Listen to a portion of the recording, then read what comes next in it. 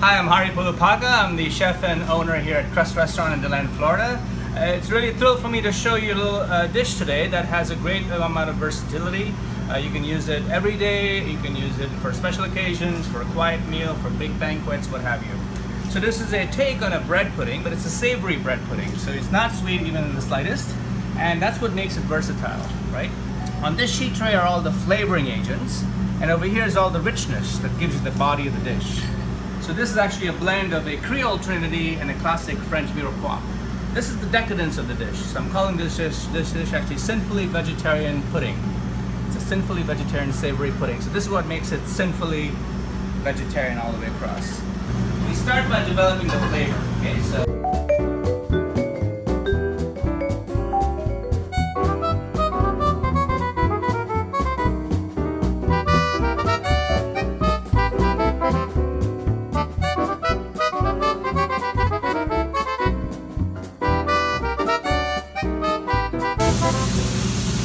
more salt and pepper,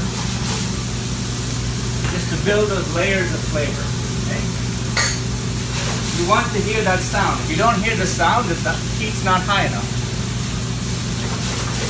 Now we see chefs, young cooks, typically young cooks, who get carried away into this part of it. Let me tell you something, that doesn't make a good dish. That doesn't have anything to do with how good the dish tastes.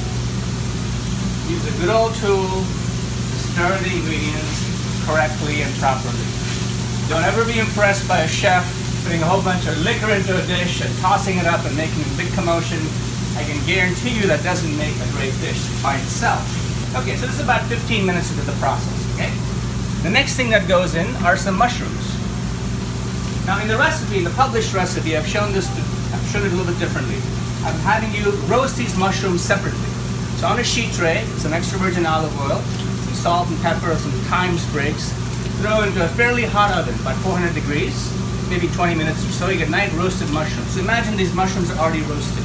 Okay?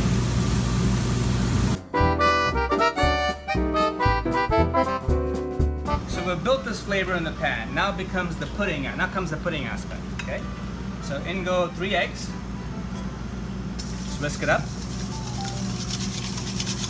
Fresh herbs, fresh basil. That was parsley. This is basil, fresh basil.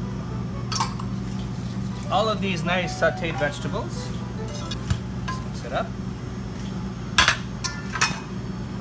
Now the dairy, the heavy cream, or the half and half, or the milk, whatever you prefer.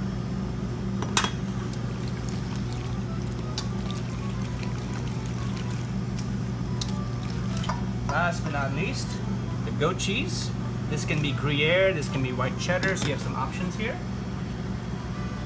Good amount. You want that nice tang freshness of goat cheese. You don't have to completely mix it up because you actually want some texture. You want some of the chunks of goat cheese to kind of be still there after the cooking process. So when you get those unexpected bursts of flavor, that's a very enjoyable thing. And then lastly, go the stale bread. Now, if you don't have stale bread, certainly buy fresh bread, dry it up a little bit, just dice them up as I've done here, put it in a sheet tray, throw it into the oven for about 15 minutes at about 300 degrees, and that helps absorb this liquid even better. You want this to kind of just sit there for about maybe 30 minutes.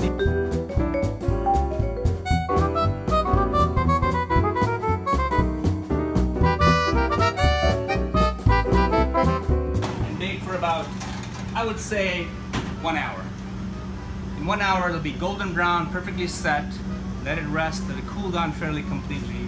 And by sort of like the magic of newspaper television, I have one that's already made. So this is what that bread pudding would look like. You know, perfectly set.